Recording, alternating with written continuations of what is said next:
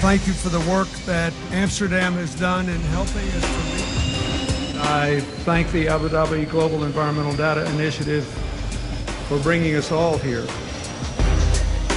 Thank you. Thank you. Thank you. Thank you very much. The Clintons have been cashing in.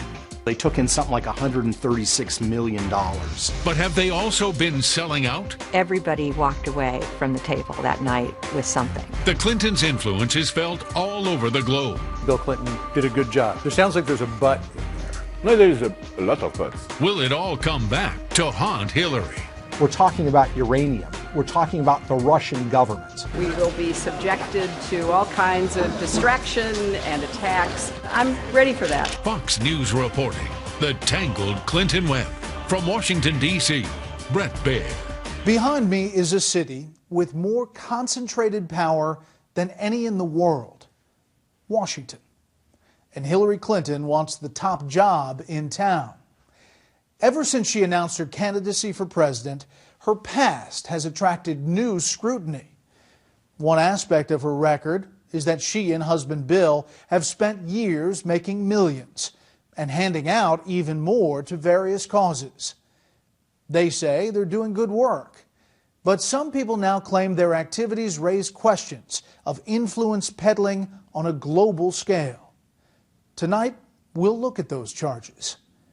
This is a story that goes around the world. We'll start in Haiti. January 12, 2010. Haiti suffers a devastating 7.0 earthquake. More than 200,000 die, and over 100,000 buildings and homes are destroyed. Within 4 days, U.S. Secretary of State Hillary Clinton arrives to survey the damage. I want to assure the people of Haiti that the United States is a friend, a partner, and a supporter. 2 days later, former President Clinton was on the ground. I hope it will be rebuilt in a much stronger and more sustainable way, and I think the Haitians want that. Bill Clinton had previously been named UN Special Envoy for Haiti.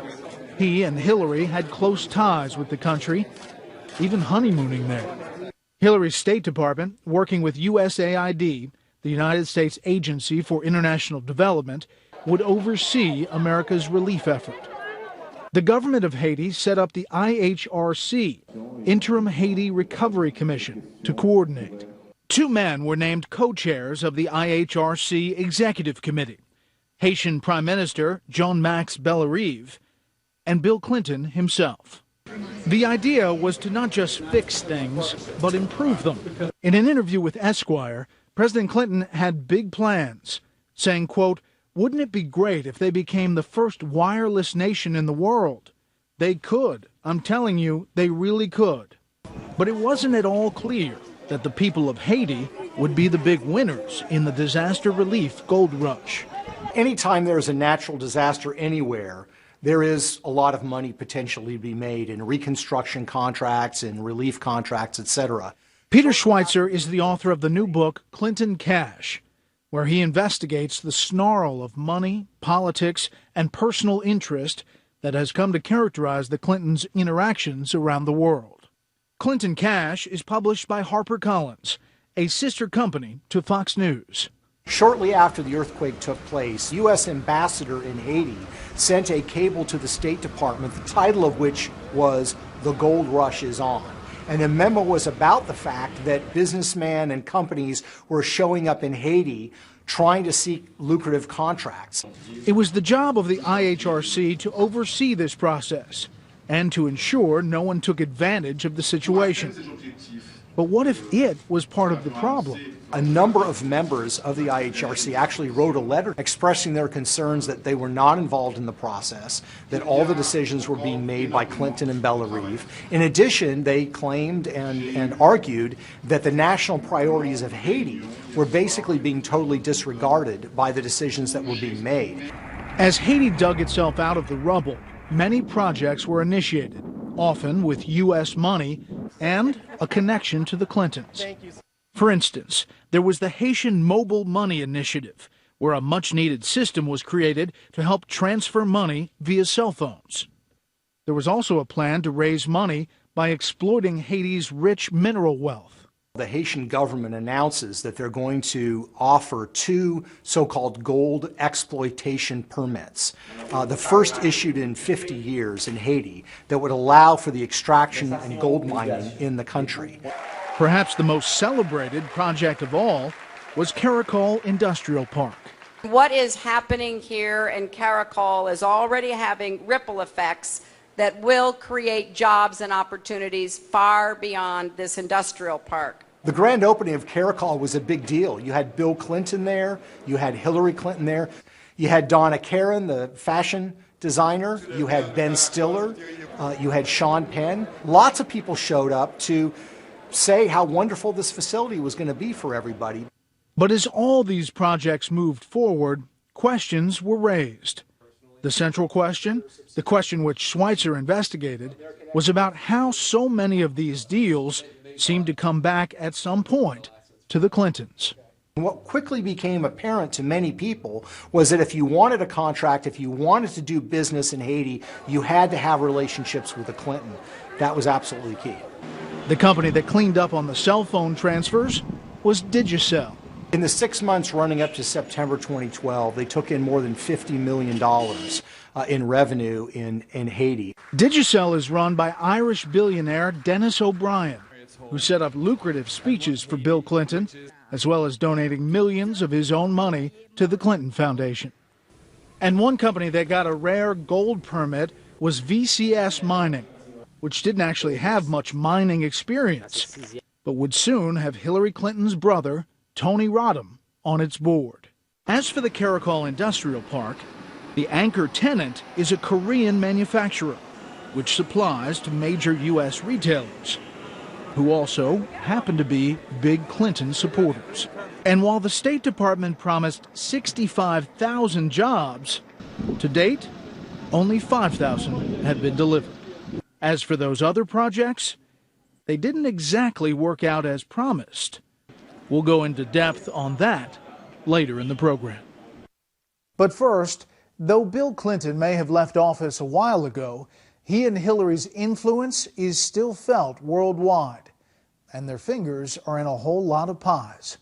When we return, we look into this world of Clinton clout, how it came to be, and how it operates. To catch us up with the Clinton story, here's Ed Henry.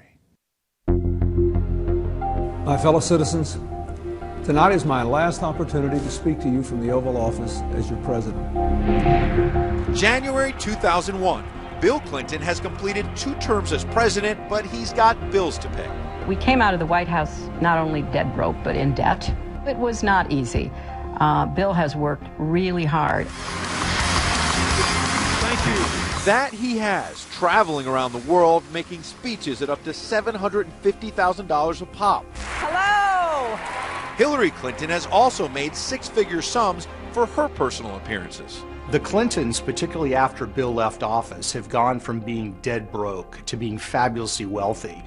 The estimates are their income in the 12 years following his exit from the presidency up to 2012, they took in something like $136 million. Peter Schweizer is the author of Clinton Cash, due out on May 5th. That came from speaking fees, from book deals, and other sources of income. The bottom line is nobody in American political history has come close to going from being dead broke to being fabulously wealthy in such a short period of time. When confronted about all of that income in an interview with ABC News' Diane Sawyer, Hillary explained. I thought making speeches for money was a much better thing than getting connected with any one group or company, as so many people who leave public life do. But there was also an organization that the Clintons set up with an ambitious global agenda, an entity that would take in far more money than Bill and Hillary's incomes combined. People walking past this building in the heart of Manhattan probably have no idea who the tenant is on the 17th floor. That's because there's no sign indicating it's the world headquarters of the Bill, Hillary, and Chelsea Clinton Foundation. He's not president anymore, and she's not president yet. Still, the Clinton Foundation represents a sort of global power center. It was founded in 2001 as the William J. Clinton Presidential Foundation, with the stated mission of marshaling government and private resources to attack global hunger, poverty, climate change, and disease. In other words, basically solving the world's problems. Together, we can be there for all of our neighbors around the block, around the country, and around the world. He is enormously proud of it. Doug Schoen, a Fox News contributor and former advisor to the Clintons, has done work for their foundation. He can go anywhere in the world and promote causes of social justice in ways that virtually no one else alive can do. And as it happened, the Clintons' big new project situated them at the nexus of global money, influence, and power. You have to start with people. You have to give them a chance to live the best life they can. It's been estimated that over the years, the foundation has raised more than $1 billion. The concern is that these contributions to the Clinton foundations or these speaking fees are being provided not simply out of the kindness of the hearts of these individuals, but because they want something from the Clintons. And my contention is there seems to be a pattern of behavior in which they are actually giving those individuals what they want. Many high-ranking politicians in both parties have set up foundations, but the Clintons are a power couple unlike any the world has ever seen. For not only is Bill an ex-president, already a rare power broker, but in Hillary, they've got someone who was a senator, then a Secretary of State, and who might be president. The Clinton Foundation, I have some questions on that topic. Like a lot of folks, I have some concerns the about appearance of a conflict of interest between his work, meaning the foundations, and the duties of Secretary of State. In such a situation, it makes sense there'd be a fear of influence peddling. The Obama transition team was concerned about the fact that there had been such a large flow of funds to the Clinton Foundation and also to the Clintons' personal accounts because of the speaking fees. So they wanted to set up a structure of accountability. This led to a memorandum of understanding, which had explicit requirements for both Clintons. One was that they were going to disclose all new contributions to the Clinton Foundation and its initiatives. The second was if there were any foreign government funds or foreign government businesses that were going to donate to the Clinton Foundation, that would require prior approval by the State Department. And then a third requirement was that Bill Clinton's speeches and or any consulting arrangements that he might have with outside parties also needed to be vetted by the State Department. So help me God. Hillary became Secretary of State, and the Clinton Foundation continued to do its work, but suspicions lingered. People who were writing these large checks, if they weren't getting access to a former president and a then Secretary of State, what were they getting? They were getting the ability to participate in large-scale social welfare programs in their home countries or regions of interest or importance to them to change the world and to be a partner with the President of the United States or the former Secretary of State on life-changing endeavors. The bottom line is the Clintons have been called lots of things by their friends and enemies over the years. The one phrase that I've never seen associated with the Clintons is the word naive. When we return, we'll look at what the Clinton Foundation is doing around the world. Charitable work, for sure. But is there something more calculating? These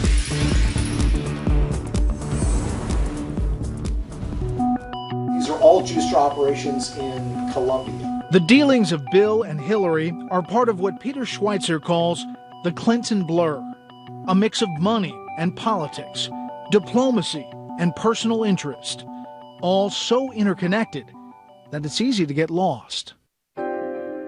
It's so hard when you look at the Clintons to try to figure out where the charity ends and begins, where their profit-making ends and begins, and where their official powers as Secretary of State or Senator ends and begins. And the problem is they all get blurred together. To put together his book, Clinton Cash, Schweizer and his team of researchers spent more than a year unraveling the tangled web. Schweizer took us through a number of these cases.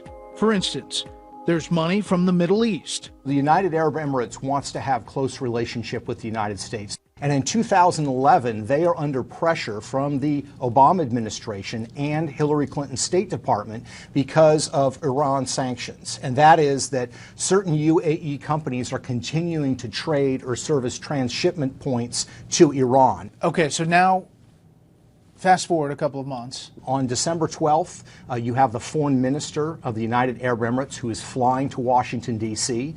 to meet with the Secretary of State, Hillary Clinton, over some troubling issues. That very same day, the foreign minister's brother, who's the crown prince, is paying Hillary's husband, Bill Clinton, $500,000 for a speech in Abu Dhabi.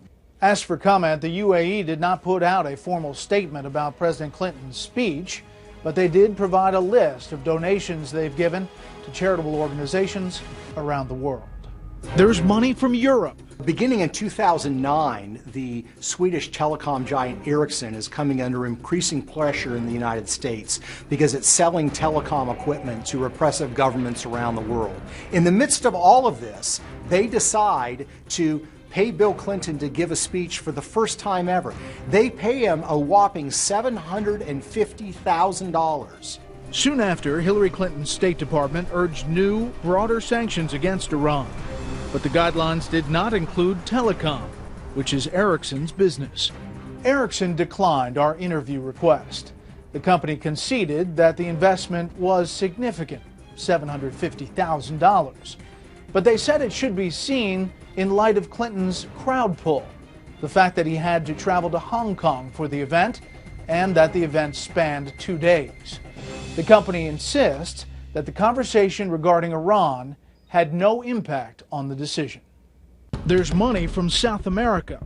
In June 2010, Bill Clinton was in Colombia. Bill Clinton meets with the then president of Colombia, Uribe, to discuss matters in private.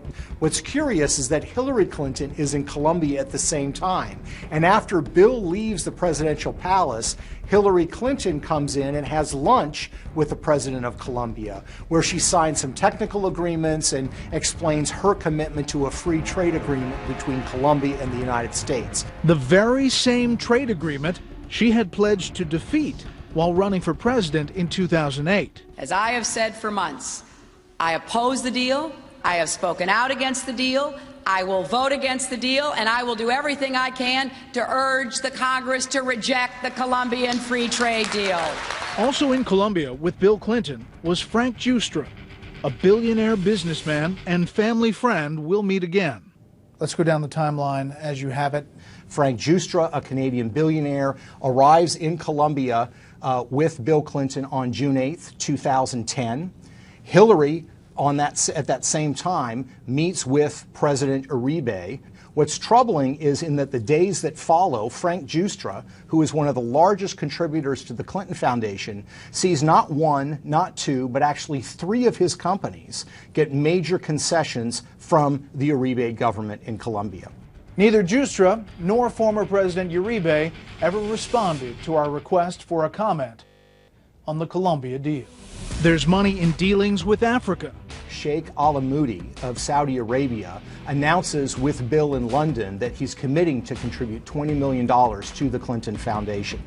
This raises lots of questions with Ethiopian groups in the West because they're very concerned about the repressive government in Ethiopia and the fact that Sheikh Alamoudi has a large business empire in Ethiopia. What troubles them is that Alamoudi does not have a history of philanthropy, and they actually write a letter to Bill Clinton, and they say explicitly, we have reason to believe that the huge donation to the Clinton Foundation was made on behalf of the Ethiopian government.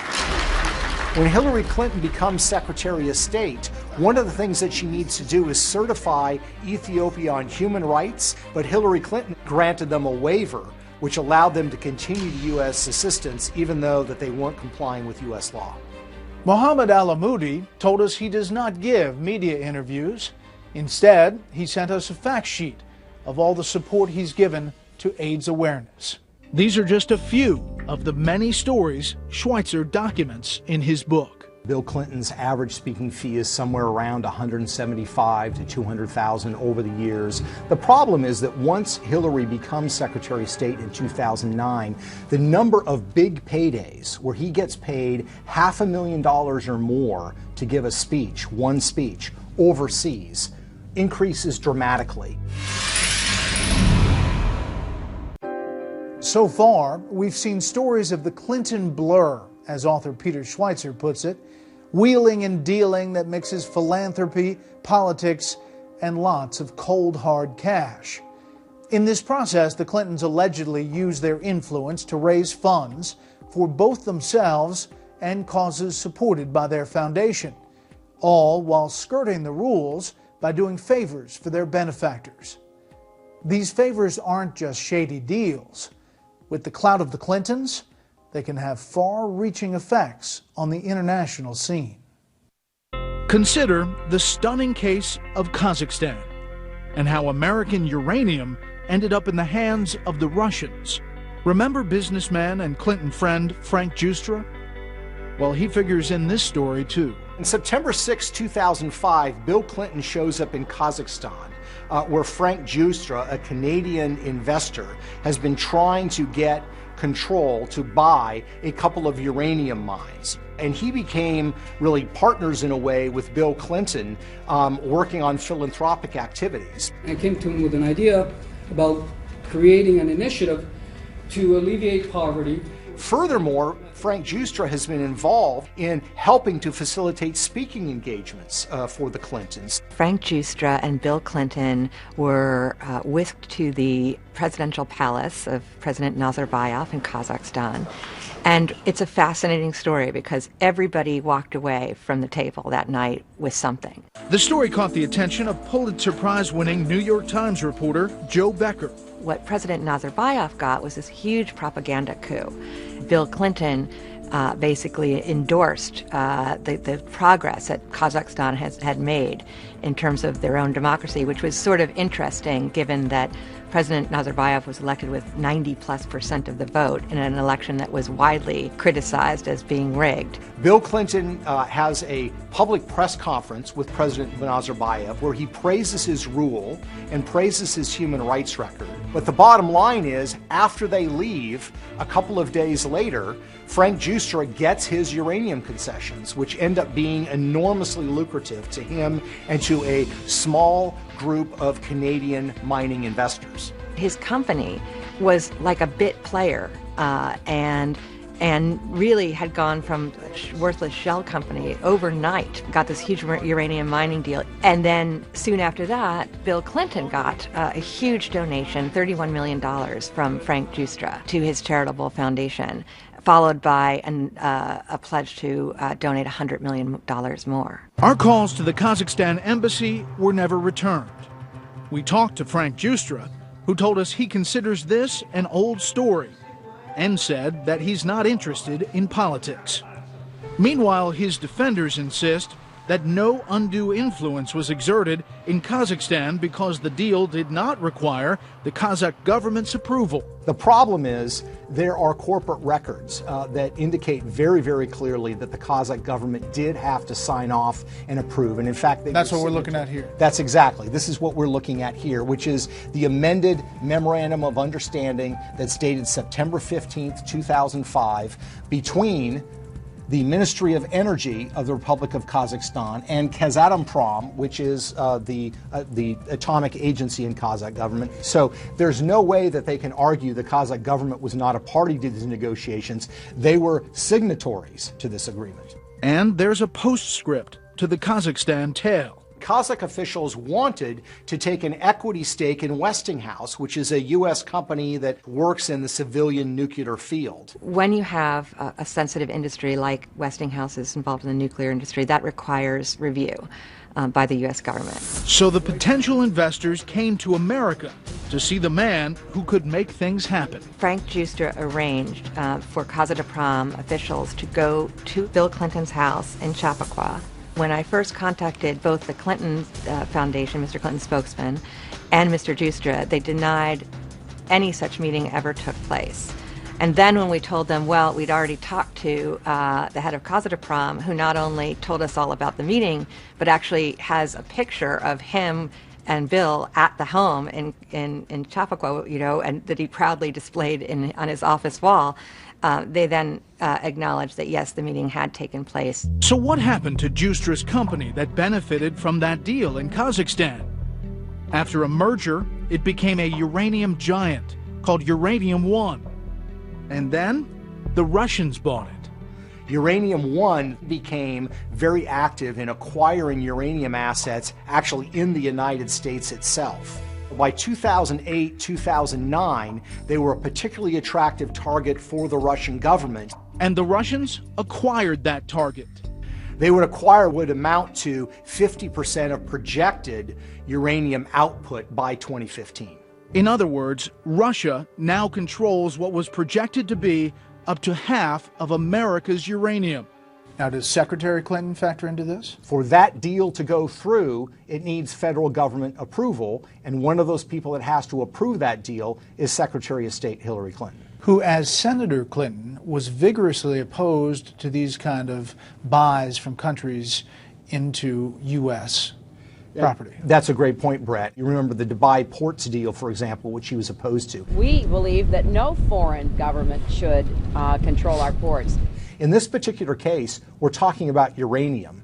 We're talking about things that relate to the nuclear industry. We're talking about the Russian government, which already provides equipment, material to Iran. That's correct. Just how deeply those uranium interests were invested in the Clintons was not disclosed by them or their foundation. Schweizer learned about that by scouring Canadian tax records. So let's go to the Fernwood document. Well, Fernwood Foundation is an entity in Canada controlled by Ian Telfer, who ends up being the chairman of Uranium One, which is the Russian-owned uranium company. Ian Telfer, in 2007, made an individual contribution to the Clinton Foundation. The problem is, based on Canadian tax records, in this particular case, made a payment of $250,000 to the Clinton-Justra Sustainable Growth Initiative. They are required to disclose the donation. They failed to do that. This is a hidden contribution. And over the course of a couple of years, you're talking about more than $2 million from the Fernwood Foundation to the Clinton Foundation. When you actually go to the Clinton Foundation website itself on disclosures and type in Fernwood, you find no contributions listed whatsoever. Uranium One and Ian Telfer declined to comment. So what this amounts to in the end is a Russian company, essentially controlled by Vladimir Putin, will now be in charge of a substantial portion of American uranium. Russia sends uranium to its client state, Iran. So American uranium could well be sent to the very nation we're negotiating with to try to slow its ability to develop a nuclear weapon. Thus, we see how far-reaching the effect of the Clinton blur, as Schweizer puts it, can be. After the break, we return to Haiti and see how relief from the Clinton Foundation has worked out.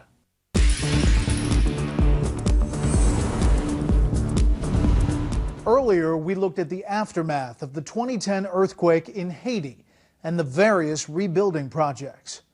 But 5 years later, what are the results? Our John Roberts traveled from one end of Haiti to the other to find the answer. This is the hilltop home of Jean-Max Bellerive. He was Prime Minister of Haiti in 2010 when the devastating earthquake hit. Together with former President Bill Clinton, he headed up the interim Haiti Recovery Commission, which had a very big say in where much of the billions of dollars that was pouring into Haiti would eventually be spent. Bellerive explained to me the importance of having Bill Clinton on the commission. Jean-Max Bellerive is not going to attract in a permanent way Fox News, CNN, ABC. We needed a figure that will attract the people to keep Haiti on the news. And was Bill Clinton that image that you needed to sell Haiti? It's the one we think of at that time, because he was already involved in Haiti. Hillary Clinton was in Haiti, so we need an image. I believe in his role of president of the commission, he did well. So you said you believe that Bill Clinton did a good job. There sounds like there's a but in there. No, there is a lot of buts. It's not only one. And not all linked to him. Perhaps we were asking too much of President Clinton, And he has his own agenda also. He had a lot of other things that he was doing. So perhaps we were leaning too much on what he could bring. Much good work has been done in Haiti, no question. Debris has been removed, houses have been built, and roads have been repaired. But to Peter Schweizer, for all that help, there are certain projects that need more scrutiny, projects the Clintons got behind.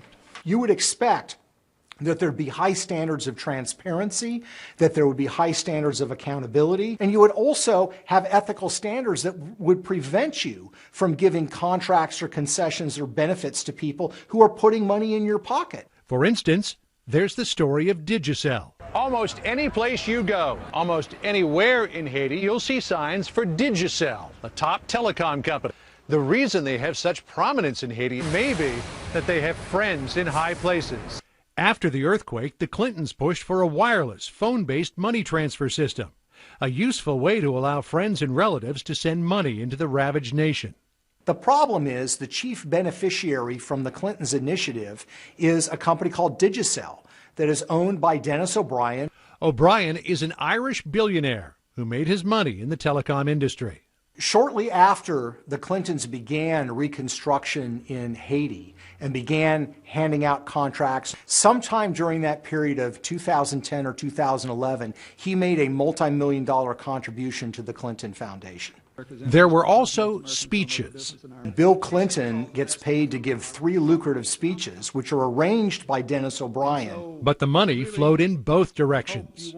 2 of the speeches that Bill Clinton gives actually are sandwiched around Digicel being given a grant by the taxpayers for $100,000 as part of the HMMI award. At the same time, you have taxpayer money, $2 million, being committed to the Digicel Foundation in Jamaica.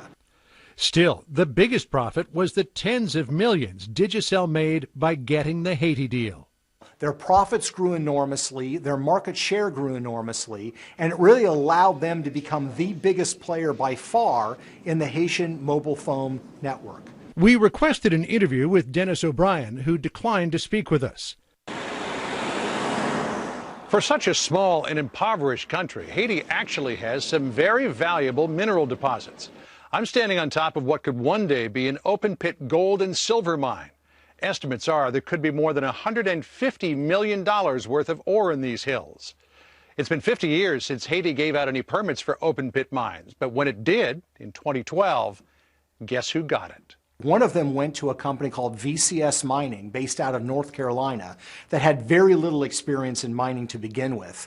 This was a potentially very lucrative concession. So why was this particular company given such a prized concession? Peter Schweizer thinks he knows, and it has something to do with Hillary Clinton's brother.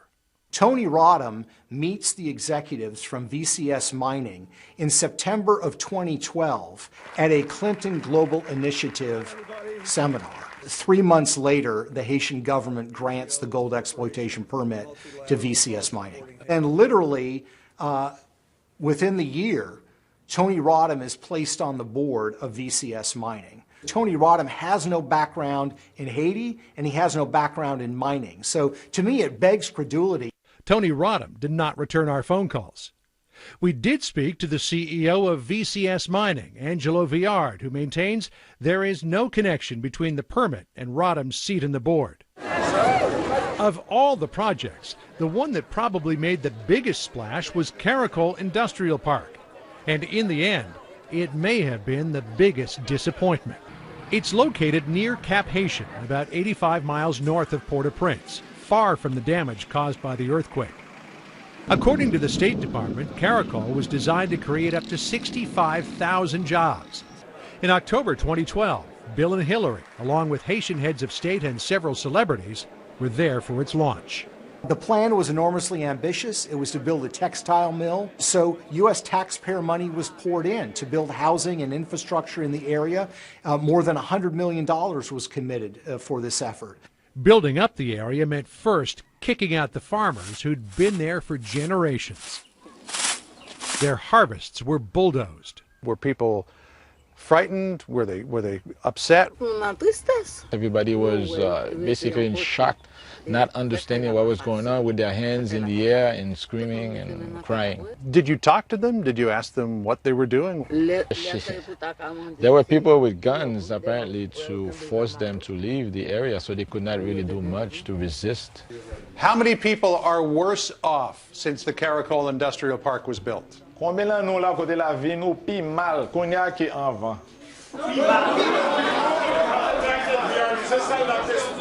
We did contact the biggest tenant here, the textile company, but so far they haven't gotten back to us about paying them a visit. I was able to round up a worker at Caracol. I can't identify him, however, because he's afraid of losing his job. He works from 6:45 in the morning till 5 p.m., getting paid 225 gourds a day, which is about $5 US. The salary is not near what it should be, but because of the lack of jobs availability in this country, he pretty much has to take that. How would he describe the working conditions? Conditions are very, very, very tough. Basically, everybody is pretty much frustrated in relations to the workload and what they're getting paid. But again, it's basically take it or leave it type of situation. He's still hopeful the future will hold more for him, but at present, Caracol is hardly the economic salvation originally promised. Not only don't the jobs pay well, but there are only about 5,000 of them, not anywhere near as many as expected.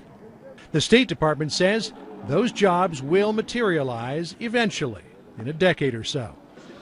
In the meantime, who is the project helping? Well, a few American companies are benefiting from the cheap Haitian labor. The three biggest beneficiaries were actually three retailing companies closely tied to the Clintons: Gap, Target, and Walmart. A lot of money was given to Haiti after the earthquake. Much of it was put to good use. But according to Peter Schweizer, too much of it was used to line the pockets of people with Clinton connections. When we return, Hillary is running. Will any of this come back to haunt her? As a presidential candidate, Hillary Clinton offers something new and different. She'd be the first female president. She also offers something that may be too familiar. She's a politician with a long history. The pundits are already asking how her past may affect the future. I'm getting ready to do something too. I'm running for president. One of Hillary's first big decisions as an official candidate for president was to quit the Clinton Foundation. She said she was leaving to, quote, devote myself to this new, all-encompassing endeavor. There were new questions on Hillary Clinton's campaign as new details emerged. A few days later, on April 15th, with the Clinton Foundation coming under increased scrutiny, they changed their policy regarding donations from foreign governments. From now on, the foundation would only take contributions from friendly Western governments, like Canada and Germany. Of course, even under these limitations, there could still be donations from someone like Ian Telfer, the Canadian, who, as we mentioned earlier, was chairman of the Russian-owned company Uranium One.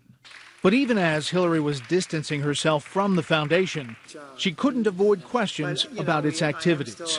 With investigative book Clinton Cash shaping up to be a political bombshell, she responded to a reporter's inquiries while campaigning in New Hampshire on April 20th by brushing aside the book's claims. Well, we're back into the political season, and therefore we will be subjected to all kinds of distraction and attacks. And people are going to have to believe that all of this was on the up and up, and that nobody was trying to buy influence, and all of this was fine. Or there's going to be a suspicion hanging over her that is likely to hang over her for the rest of this campaign and into the general election if she gets that far. People are already questioning Clinton's trustworthiness. In a Fox News poll, 51% said they did not feel she was honest, the only politician on the list to score above 50%. And this was asked before the revelations about the Clinton Foundation were making headlines. Meanwhile, in a speech at Georgetown, Bill Clinton avoided the controversy. For obvious reasons, I don't intend to talk much about electoral politics. But even if the Clintons won't say anything substantive, the Clinton camp is preparing for an onslaught. We're not big on quitting in my family. You may have noticed that. On April 23rd, Clinton campaign press secretary Brian Fallon offered a specific denial of charges made in a New York Times story about Uranium One, stating, quote, "No one has produced a shred of evidence that Hillary Clinton ever took action as Secretary of State in order to support the interest of donors to the Clinton Foundation." To suggest the State Department, under then-Secretary Clinton, exerted undue influence in the U.S. government's review of the sale of Uranium One is utterly baseless.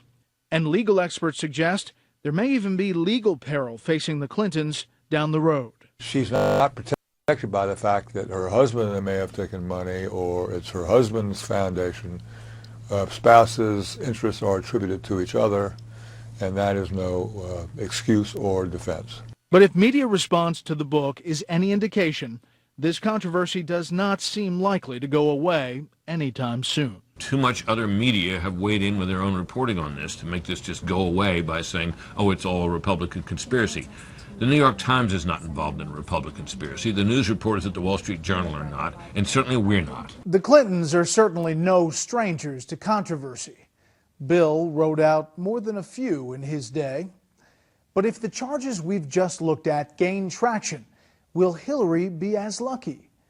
Or will people worry that another Clinton administration could mean influence peddling on a scale never before imagined? Either way, the Clintons seem to be aware that this is a question demanding a response. That's our show. Thanks for watching.